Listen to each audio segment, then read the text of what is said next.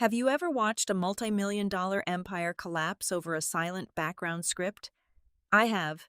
The best part is, they handed me the hammer to smash their own delusions. They threw me out, labeling me a data thief and a corporate traitor. They never realized the files I took were not trade secrets, but a death sentence for their boundless greed. Take a seat. This is how I turned my termination papers into the perfect noose. Hello to the amazing listeners of Boss Revenge Stories, and thank you so much for tuning in today. Unfortunately, YouTube has completely demonetized our channel, leaving us without the budget to keep operating and paying our hardworking team. If you enjoyed today's story, please consider supporting us with just $1 by scanning the QR code on your screen or clicking the donation link in the description or pinned comment, so we can keep bringing you these satisfying tales. My name is Brooklyn Hernandez. I am 32 years old, and for 7 long years, I was the data integrity specialist at Meridian Biosupply. Meridian was a mid-sized biopharmaceutical logistics company operating out of a sprawling, soul-sucking corporate park in suburban Chicago. It was the quintessential picture of toxic middle-class American corporate life. Fluorescent lights that hummed just loud enough to give you a permanent headache, passive-aggressive sticky notes in the break room, and a management team that preached about being a family while actively looking for ways to cut your health benefits.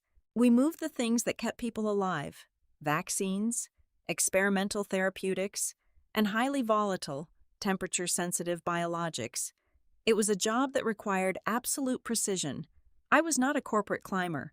I had zero interest in office politics, forced team-building exercises, or the hollow, meaningless vice president titles they threw around to avoid paying people actual money. I worked in the shadows. My sole responsibility was quietly ensuring that our cold supply chains met the ruthlessly strict compliance standards of the federal government. The executives upstairs played golf and talked about synergy. I stared at raw telemetry logs and thermal sensor outputs, making sure the temperature in a refrigerated transit container never deviated by a single fraction of a degree. I kept the lights on, the cargo safe, and the federal lawsuits away. Everything changed when the rumors of a massive merger began floating through our sterile hallways. A colossal national healthcare conglomerate was circling Meridian with an acquisition offer so massive it defied logic. Suddenly, the entire upper management team stopped caring about operational excellence or patient safety. The only thing that mattered was making the balance sheets look as lean, profitable, and attractive as possible before the ink dried. The executives were entirely blinded by the prospect of golden parachutes and multi-million-dollar performance bonuses. Quality control was no longer viewed as a vital necessity. It was treated as a financial obstacle. That was when I started noticing the terrifying anomalies. It began as minor discrepancies in the automated reporting processes of our cross-country shipments. A temperature readout mysteriously missing for 20 minutes here. A dangerous thermal spike conveniently smoothed over in the final database entry there. As someone who breathed numbers, I knew these were not system glitches. They were deliberate, manual manipulations. When I compiled my findings into a heavily detailed binder and brought them to my department head, I expected immediate alarm. Instead, I got a patronizing smile and a heavy sigh. "Brooklyn, you are looking far too closely at the margins," he told me, waving his hand as if swatting away a fly. "The internal audit costs to investigate these minor system blips are just too high right now. We need a perfectly clean runway for the acquisition. Nothing can slow this deal down. Drop it. Drop it." Those 2 words are the universal corporate translation for looking the other way while management commits fraud. But I am a data engineer. I do not look the other way, and I certainly do not let someone else's reckless negligence become my legal liability.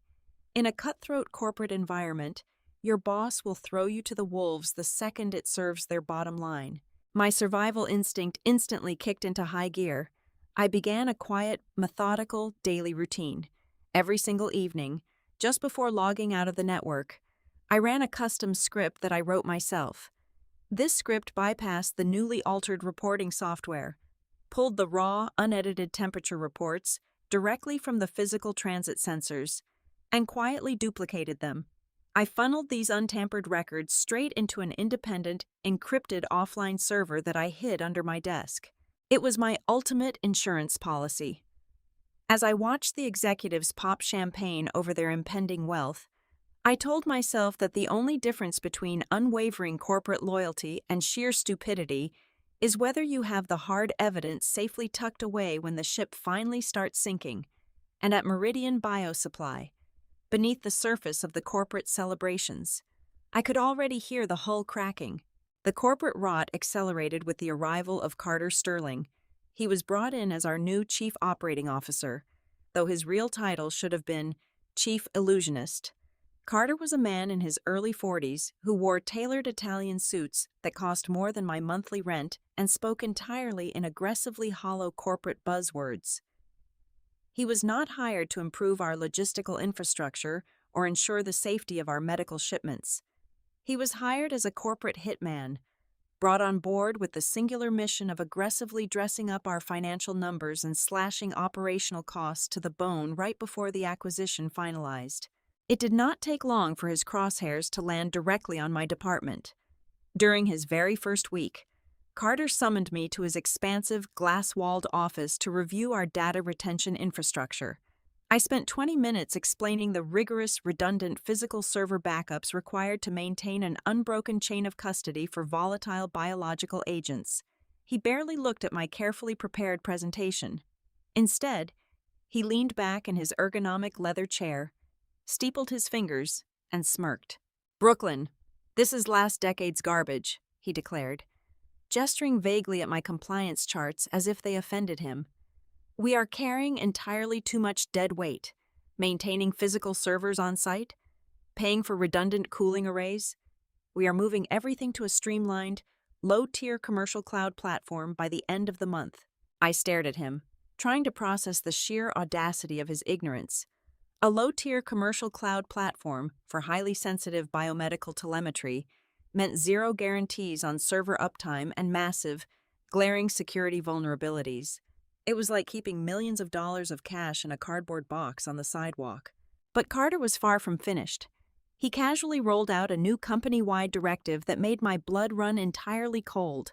To further minimize our digital footprint and slash millions of dollars in annual server hosting fees, he mandated a brutal, automated purge protocol across the entire new network.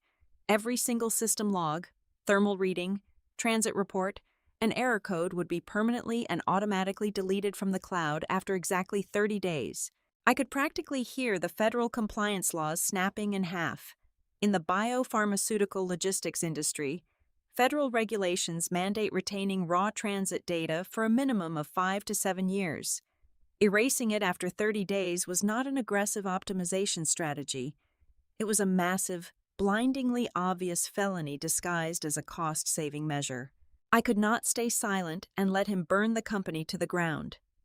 At the mandatory all-hands meeting the following Tuesday, I stood up in front of over 200 exhausted employees. I clearly and professionally outlined the catastrophic legal and medical risks of his 30-day purge policy. I cited the exact federal statutes we would be violating. I warned that the Food and Drug Administration would not care about our profit margins if a compromised vaccine reached the public. Carter did not blink. He walked slowly to the center of the room, picked up a microphone, and let out a sharp, condescending laugh. It was a cold, practice sound designed purely to humiliate. "This right here is exactly why this company has stagnated," Carter announced, his voice echoing off the concrete walls. He pointed directly at me, making sure every eye in the room followed his finger. "People like Brooklyn are terrified of the future.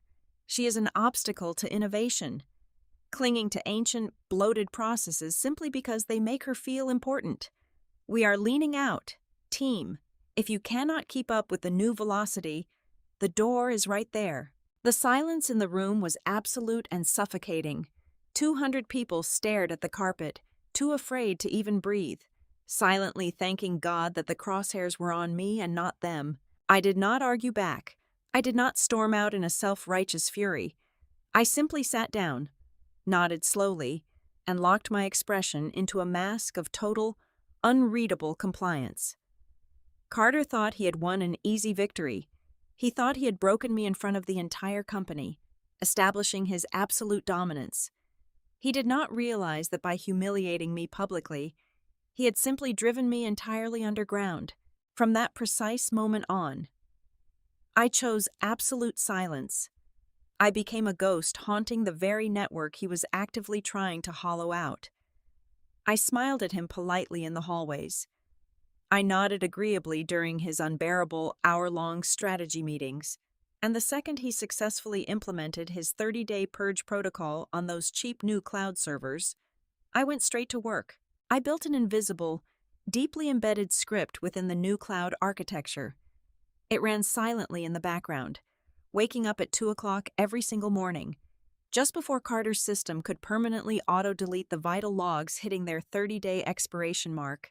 My script quietly intercepted them.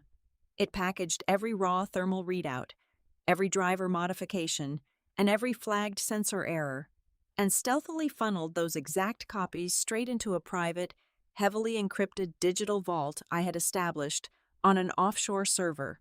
Every single night, while Carter slept soundly in his luxury condo dreaming of his massive impending bonus, I was slowly, methodically building his coffin out of the exact data he was desperately trying to destroy. Meanwhile, the daily atmosphere at Meridian Biosupply rapidly deteriorated into a waking nightmare. Deeply empowered by his public victory over me, Carter began a ruthless campaign of executive cleansing. Any veteran employee who dared to question his extreme budget cuts, raise a safety concern, or point out a logistical flaw was systematically targeted. Hard-working middle managers with decades of crucial institutional knowledge were suddenly fired on Friday afternoons, escorted out by security guards over entirely fabricated performance issues. Fear became the primary currency in the office. People stopped talking in the break rooms. Emails became terrifyingly brief, completely devoid of any opinions, pushback, or concerns. Everyone simply kept their heads down, terrified of drawing the attention of the man who held their livelihoods in his aggressively manicured hands. The company was rapidly bleeding out its best talent, trading decades of safety and experience for a few extra zeros on a quarterly spreadsheet. And through it all, I just sat at my desk, typing away, watching my secret vault grow larger with every passing day. It was a Tuesday night, roughly 2 in the morning, when the silence of my apartment was shattered by a sharp, piercing chime from my personal laptop. I was half asleep on the couch, the television glowing silently in the background, but that specific notification sound made my heart slam against my ribs. I had programmed that exact chime to trigger only under one highly specific condition. It was not meant to alert me to a routine server backup. It was an emergency tripwire designed to notify me if a massive manual deletion event occurred outside of the regular 30-day automated purge window. I threw off my blanket, scrambled to my desk, and slammed my hands onto the keyboard. The glow of the monitors washed over my face as I pulled up the encrypted command terminal. Lines of code were scrolling frantically down the screen, glowing a toxic green against the black background. My hidden script had caught something massive happening in real time on the main corporate cloud. Someone was in the system.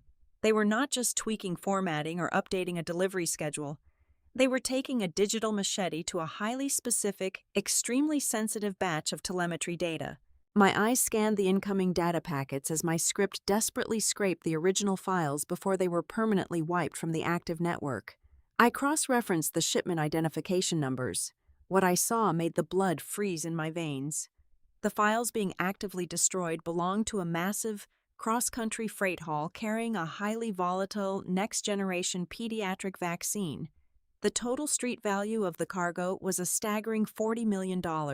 I pulled up the raw, unedited temperature logs that my script had safely snatched from the physical sensors just milliseconds before the intruder erased them. The data told a terrifying, undeniable story. Halfway across the country, somewhere in the barren stretch of a desert highway, the primary cooling unit on the transport truck had completely failed. The catastrophic system failure had lasted for exactly 4 hours and 12 minutes. For a biological payload of that specific nature, A temperature deviation of even 2 degrees for 30 minutes is enough to completely denature the proteins, turning life-saving medicine into useless, potentially harmful liquid. 4 hours meant the entire $40 million shipment was completely and irreversibly compromised. It was dead cargo. By federal law, it had to be immediately flagged, recalled, and incinerated. My hands shook as I opened the newly altered report that the intruder had just uploaded to replace the deleted files. I stared at the screen in pure disbelief. The new report was flawless. The 4-hour catastrophic temperature spike had been perfectly smoothed out into a flat, safe, completely fabricated green line. The official status of the shipment was listed as completely viable and ready for immediate medical distribution. This was the moment the terrifying reality of the situation finally slammed into me. This was no longer just a story about an arrogant executive recklessly cutting costs to secure a merger bonus. Carter was not accidentally losing data because he was incompetent. He was actively, intentionally orchestrating a massive cover-up of a devastating medical disaster. If Meridian Biosupply reported a $40 million loss due to equipment failure right in the middle of the final due diligence phase, the acquiring national healthcare conglomerate would immediately freeze the merger. The stock price would plummet. The executives would lose their massive payouts. Carter was looking at his own financial ruin, and he had decided that the lives of thousands of vulnerable patients were a completely acceptable price to pay to keep his golden parachute intact. Distributing degraded, useless vaccines to hospitals and clinics crossed a moral boundary so profound that I felt physically sick. This was no longer office politics. This was a direct, violent threat to human life. I could not just sit on this data and wait for the company to implode. People were going to get hurt. I had to lock the evidence down. I isolated the raw, failing temperature logs alongside the pristine, forged reports. But I needed the final nail in the coffin. I ran a deep diagnostic trace on the digital footprint of the user who had manually executed the deletion protocol. The system had tried to mask the identity, but my script had mirrored the active session tokens. I unraveled the code, bypassed the weak internal security protocols, and extracted the exact administrative login credentials used to alter the files. It was Carter. His digital fingerprints were smeared all over the forged documents.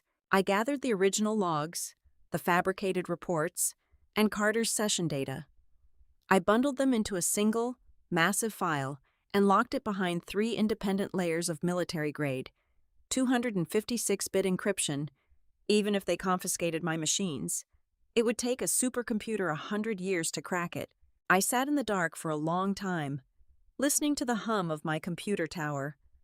I had the gun, I had the bullets, but a small, perhaps naive part of me still wanted to believe that the entire corporate structure was not completely rotten. I decided to give the internal system one final, desperate chance to do the right thing before I burned everything to the ground. Using a heavily masked, untraceable proxy server routed through a dozen different countries, I drafted an anonymous, high-priority email. I attached a small, undeniable snippet of the raw thermal failure log. I addressed the message directly to the head of corporate legal. I explicitly warned them that a $40 million shipment had been compromised, that the official records were currently being falsified, and that proceeding with distribution would result in federal criminal charges. I hit send, praying that someone, somewhere in that building, still had a shred of human decency. I did not sleep that night. I arrived at the office the next morning at exactly 8 o'clock. Clutching a heavily caffeinated coffee, my nerves completely frayed, I immediately accessed the secure internal routing network to silently monitor the email traffic flowing in and out of the legal department. I watched the head of legal open my anonymous warning at exactly 8:15 in the morning. I held my breath, waiting for the system-wide alert, waiting for the urgent quarantine order to halt the compromised vaccine shipment. Instead, at 8:17, the head of legal simply hit forward. He sent the entire email, along with my attached evidence snippet, directly to Carter's private inbox. He did not ask for an investigation. He did not express concern for the patients. He only added a single, chilling sentence to the top of the forwarded message: "Find and destroy whoever is standing in our way." I stared at those words until the letters blurred together. The last piece of my conscience vanished, replaced by an absolute, freezing calm. The entire system was complicit. There was no one left to save them. The war had officially begun. The fallout from my anonymous warning did not take long to materialize. Carter was arrogant, but he was certainly not stupid. When the head of legal forwarded my email to him, Carter knew someone inside the house was actively watching his every move. He could not trace the encrypted proxy server I had used to send the message, but he immediately ordered a brutal, microscopic audit of all network traffic flowing out of our internal databases over the previous week. His tracking software caught the massive, heavily encrypted data packet I had pulled during my final, frantic backup. It traced the colossal data volume directly to my secure terminal's Internet Protocol address. I walked into the Meridian Biosupply building the following morning at exactly 8:45. The air in the main lobby felt incredibly heavy, thick with an unspoken, suffocating tension. I barely had time to press the silver elevator button before two massive men wearing dark gray security uniforms stepped seamlessly into my path. They did not ask how my morning was going. They did not smile. They simply instructed me to follow them immediately. They escorted me past my empty cubicle, straight toward the executive suites, and directly into Conference Room B. We always called it the glass box. It was a completely transparent, soundproof room situated right in the very middle of the open-plan office floor. It was intentionally designed so that every single employee could see exactly what was happening, but no one could hear a single word. It was the ultimate, terrifying stage for corporate executions. Sitting on the opposite side of the long mahogany table was Carter. To his immediate left sat our Director of Human Resources, a woman whose entire professional career was built on feigning deep empathy while meticulously protecting the company from labor lawsuits. To his right sat a man I did not recognize. He wore a razor-sharp charcoal suit and possessed the dead, unblinking eyes of a highly expensive external litigator. "Sit down, Brooklyn," Carter commanded, leaning forward slightly. He did not offer a professional greeting. His voice was laced with a venomous, barely contained excitement. He truly believed he had finally cornered his prey. I pulled out the heavy leather chair and sat down, keeping my posture perfectly straight and my hands folded completely still on my lap. "We caught you," Carter stated flatly, aggressively tossing a thick stack of printed network logs onto the center of the table. The papers fanned out, displaying brightly highlighted rows of bandwidth usage. "Last night, at approximately 2 in the morning, our security protocols flagged a massive, entirely unauthorized download of proprietary company data originating directly from your secure workstation. You bypassed standard routing procedures and funneled a colossal amount of internal information to an external, unverified offshore server." The external lawyer leaned in, taking over the conversation seamlessly. "Ms. Hernandez, what you have done constitutes a severe and undeniable violation of your non-disclosure agreement, federal corporate espionage statutes, and the Economic Espionage Act. We have every reason to believe you are stealing highly sensitive trade secrets, specifically our proprietary logistics algorithms and confidential client databases, with the direct intent to sell them to our primary competitors." The lawyer paused, letting the heavy, crushing threat hang in the sterile air of the glass room. "Meridian Biosupply is fully prepared to file immediate civil injunctions against you. We are prepared to completely destroy your professional reputation. We will drag you through criminal court until you are entirely bankrupt, and you will face significant federal prison time. However, if you sign a full written confession right now and hand over the encryption keys to whatever you stole, we might consider keeping this matter out of the hands of the federal authorities." For a long, agonizing moment, the room was entirely silent. The Director of Human Resources stared at me with a practiced look of profound disappointment. Carter smirked, eagerly waiting for me to break down. He was waiting for the tears, the panicked apologies, the desperate pleading for my job, my reputation, and my freedom. Instead, a profound, chilling clarity washed over my entire mind. I looked down at the network logs scattered on the table, And then I looked directly into Carter's eyes. It hit me like a physical blow to the chest. They had absolutely no idea what I had actually downloaded, because my backup script was so deeply encrypted. The tracking software only registered the massive size of the data packet, not the actual contents. They genuinely thought I was stealing client lists and routing software to sell for a quick profit. They did not know I possessed the original catastrophic temperature logs of the compromised $40 million vaccine shipment. Suddenly, the entire ambush made perfect, terrifying sense. Carter did not just want to fire me for insubordination. He needed a legitimate, heavily documented security crisis to justify completely obliterating the old physical servers before the final acquisition audit by legally labeling me a rogue, data-stealing employee. He gained the absolute perfect excuse to initiate an emergency, system-wide lockdown, and a total wipe of all legacy hardware to prevent further security breaches. It would conveniently erase all the original temperature logs in the process. He was using my termination as the ultimate smokescreen to permanently bury his medical fraud. I was nothing more than the convenient scapegoat. I did not cry. I did not raise my voice. I did not offer a single word of defense, anger, or explanation.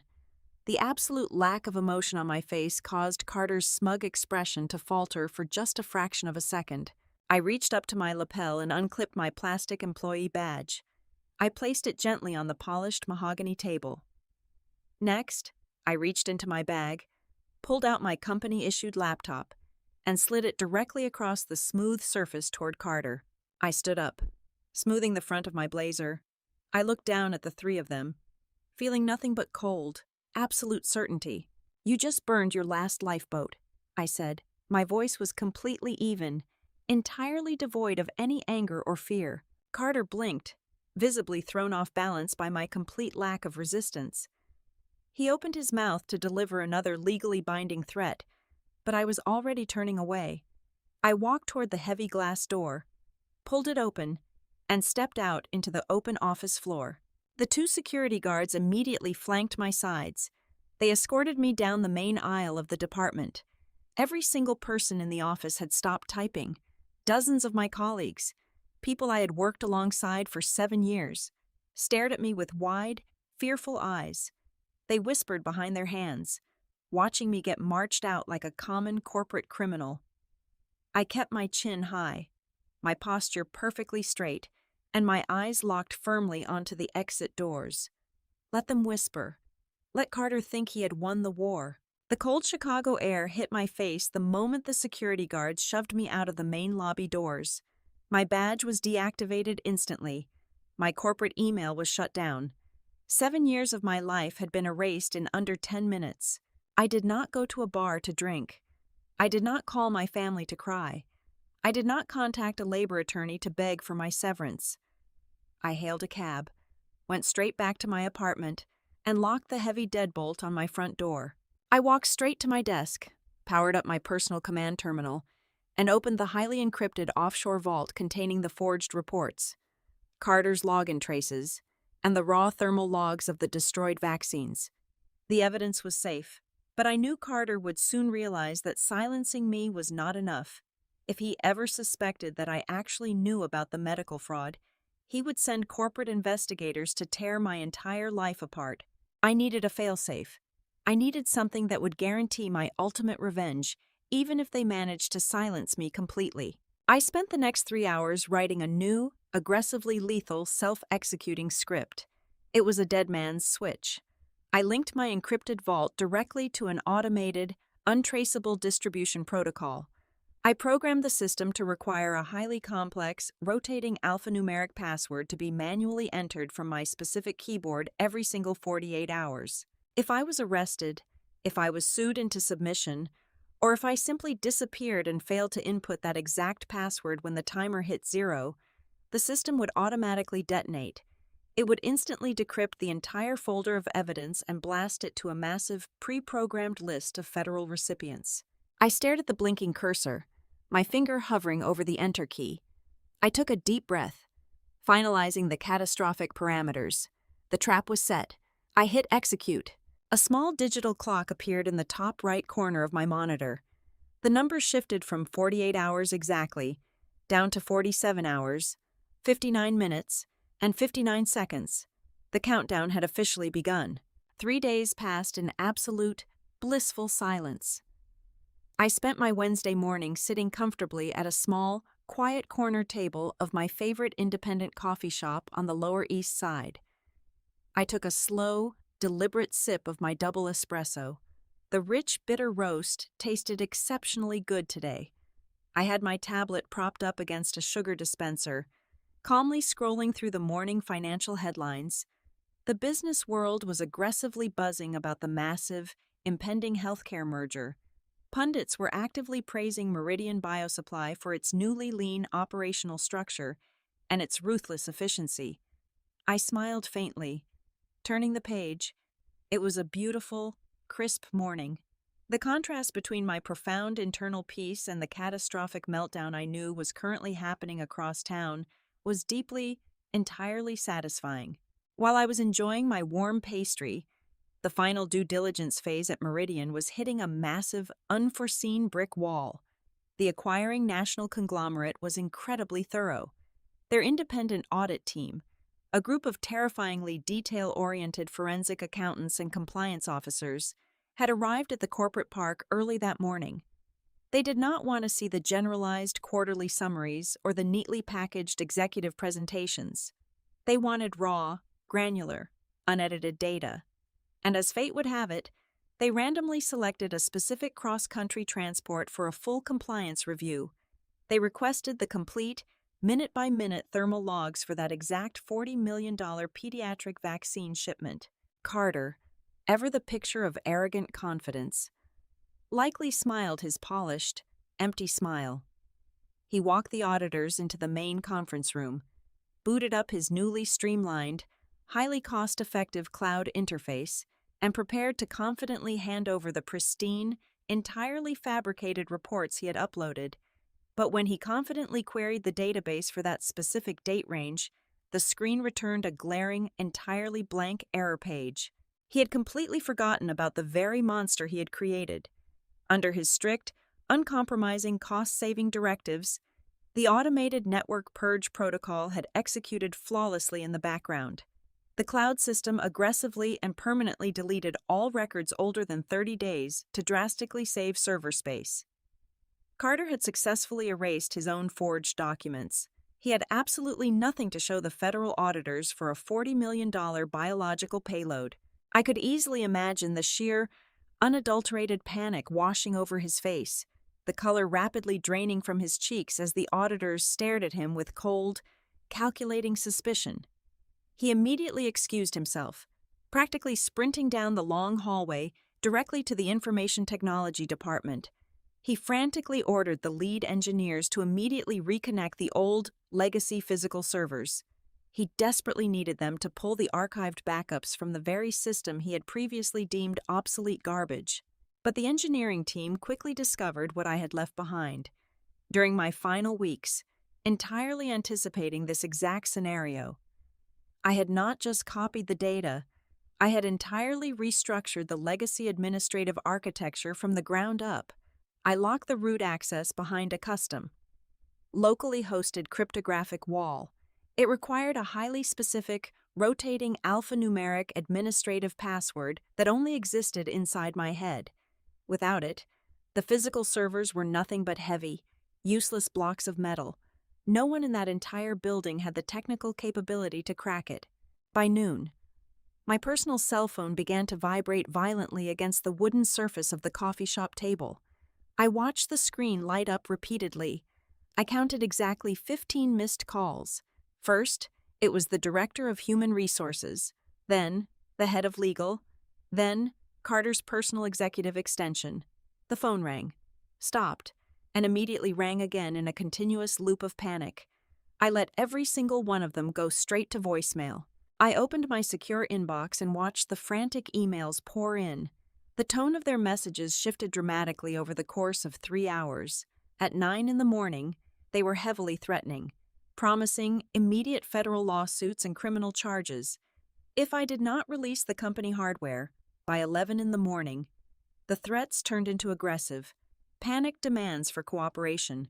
By 1 in the afternoon, the emails had devolved into outright, pathetic begging.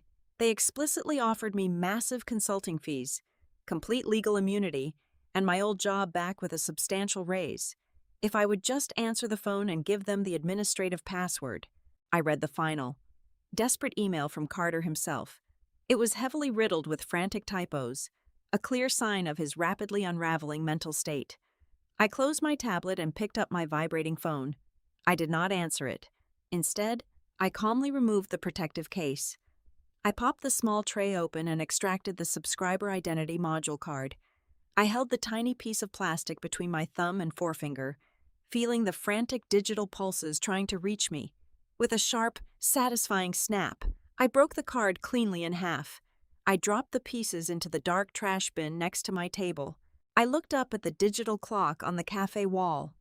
The 48-hour protocol I had set on my dead man's switch had officially hit time 0. Across the world, on a heavily fortified offshore server, my script recognized that the abort code had not been entered. The system executed its final, irreversible command. It instantly decrypted the massive vault containing the raw, catastrophic thermal failure logs, the fabricated corporate reports, and Carter's undeniable digital session footprints, without a single human hand to stop it. The server compiled the evidence into a pristine, heavily verified digital dossier. Within milliseconds, that undeniable proof of a massive medical cover-up was automatically transmitted. It bypassed every single corporate firewall and landed directly on the priority desks of the United States Food and Drug Administration Enforcement Division and the personal, private inbox of the chief executive officer of the acquiring conglomerate. The silence was over. The bomb had successfully detonated. The grand signing ceremony was scheduled for 10 o'clock on a crisp Friday morning.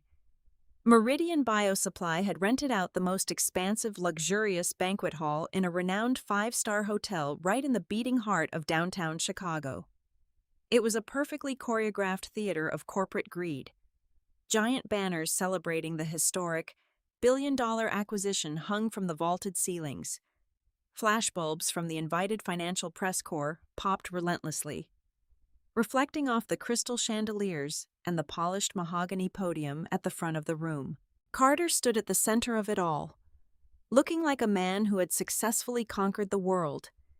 He wore a brand-new, custom-tailored suit. His hair was perfectly styled, and his signature arrogant smirk was plastered securely across his face. He held a delicate crystal flute filled with ridiculously expensive vintage champagne, enthusiastically tapping a silver spoon against the glass to call the bustling, high-profile room to order. He was mere minutes away from putting his signature on a document that would instantly trigger his massive, multi-million-dollar executive bonus. He raised his glass high, preparing to deliver a smug, self-congratulatory speech about synergy, innovation, and his own brilliant leadership. He never got the chance to say a single word. The heavy soundproof oak doors at the back of the grand banquet hall did not just open, they were violently thrown wide apart, hitting the padded walls with a loud, echoing crack that instantly silenced the entire room.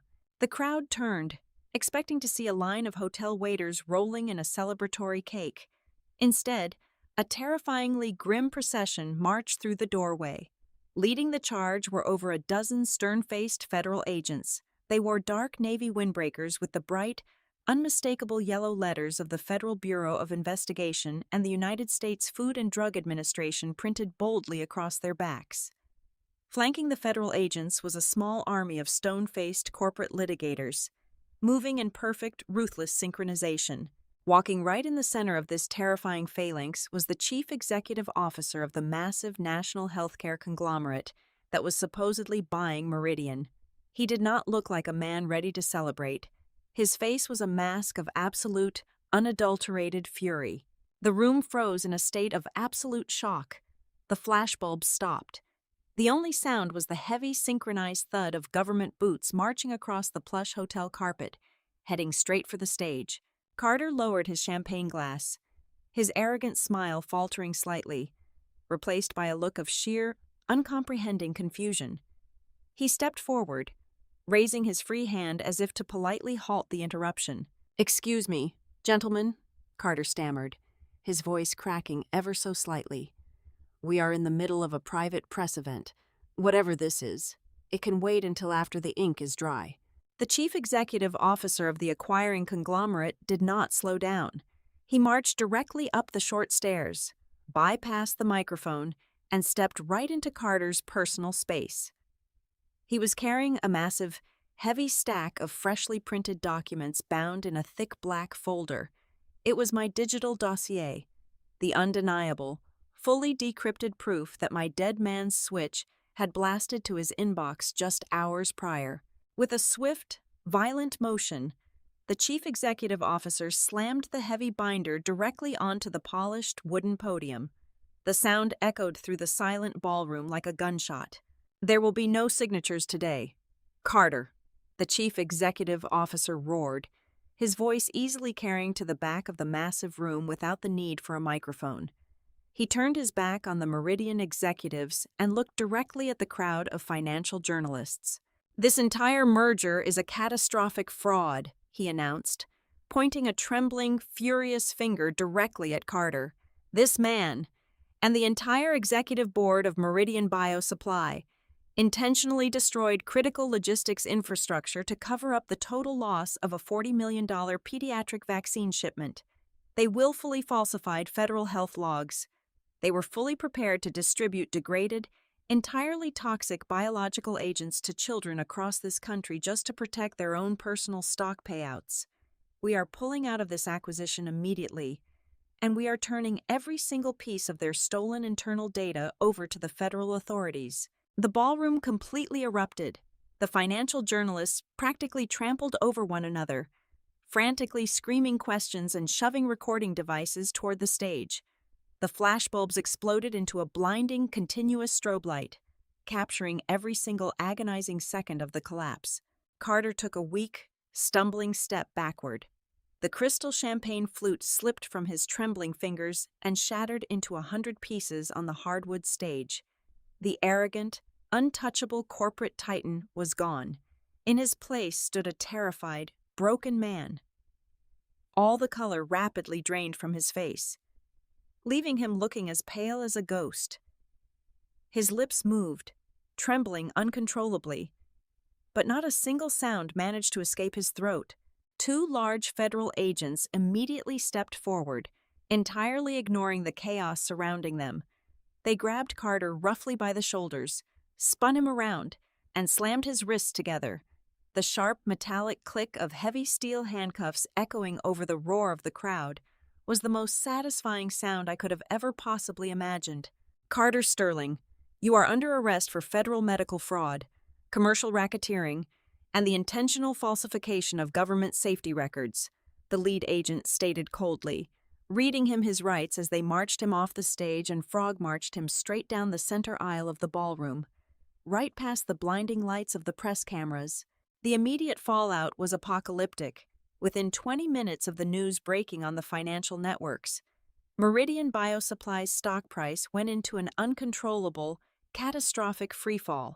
By the time the stock exchange officially halted trading, their market valuation had cratered to historic, unprecedented lows. The billion-dollar merger evaporated into thin air. The entire board of directors was immediately barred from leaving the state, their passports confiscated as they awaited their own federal indictments. The empire they built on arrogance and lies completely burned to the ground before lunchtime. Exactly 1 week later, I calmly walked into a highly secured federal courthouse in downtown Chicago. I was officially designated as a federally protected witness. I wore a sharp, understated gray suit and carried a small, silver briefcase. I sat down at the heavy wooden witness table, completely composed and entirely at peace. Across the aisle sat the remnants of Meridian's management team, flanked by their frantic, sweating defense attorneys. They looked completely destroyed. When the federal prosecutor called my name, I did not hesitate. I opened my briefcase, pulled out a single, encrypted digital drive, and handed it directly to the judge. It contained the complete, uncorrupted master system logs. It was the final, undeniable nail in their collective coffin. I looked across the room directly at the men who had smugly fired me and branded me a thief. I did not smile. I did not gloat. I simply offered them a cold, blank stare, letting them know that they had ultimately signed their own death warrants the moment they pushed me out the door. 6 months later, my life looked entirely different. I used the quiet period after the trial to establish my own independent medical data security consulting firm. I rented a beautiful, sunlit office on the top floor of a high-rise building with a stunning view of the city skyline. I was standing by the window, holding a warm cup of coffee, when my assistant walked in and handed me my very first officially signed contract. I looked down at the signature line and allowed myself a genuine, triumphant smile. My first major client was the exact same massive national healthcare conglomerate that had rightfully walked away from Meridian.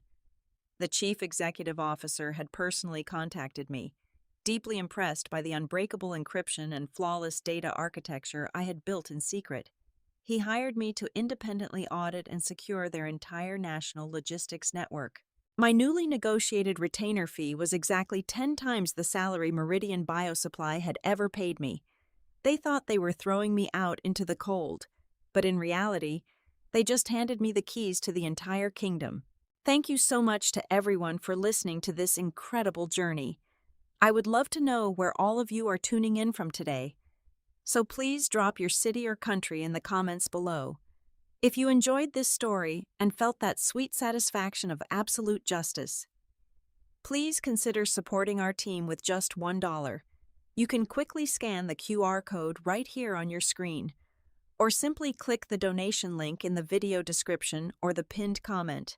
Your generous support is the only way we can pay our hardworking staff, help them feed their families, and keep producing the absolute best revenge stories on the internet for you. Stay strong, and never let them silence you.